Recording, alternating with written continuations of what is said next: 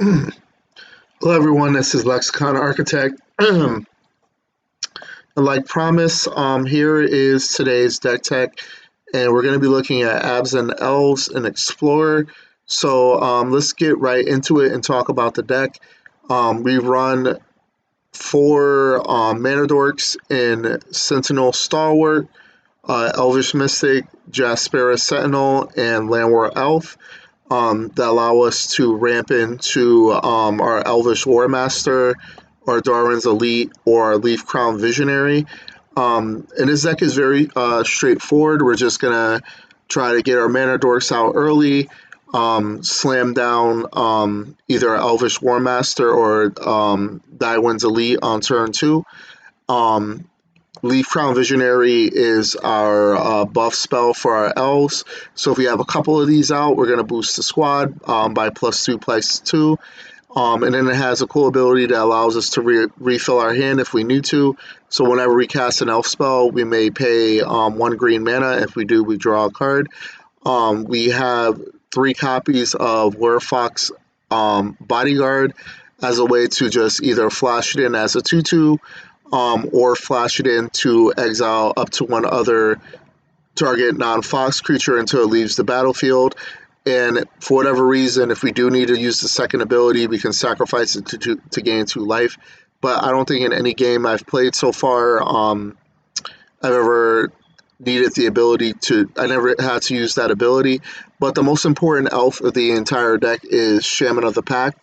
That says when it ETBs, target opponent loses life equal to the number of elves you control. So this is the card that we can just slam down to just win the game out of nowhere.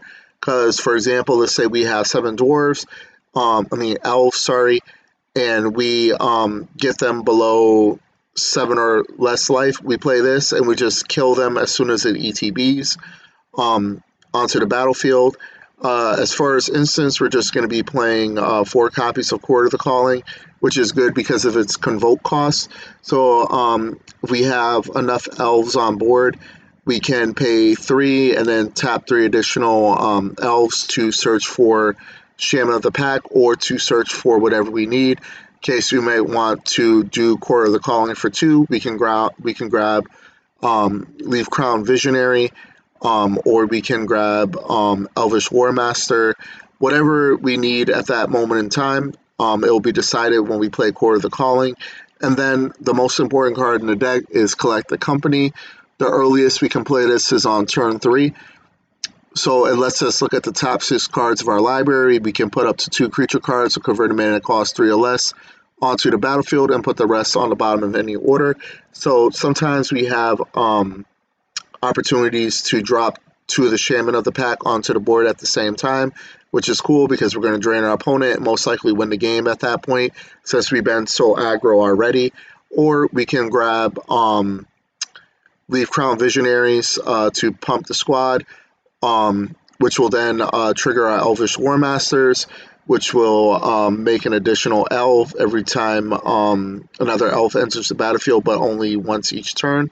And then if we do somehow get to 7 mana, we can pay 7. All of our elves will get +2/+2 and gain Death Touch. And usually at that point, if we're resolving this ability, we most likely are winning the game. As far as lands, we're just going to be playing Blooming Marsh, Boseiju as a way to get rid of either an artifact, enchantment, or non-basic land.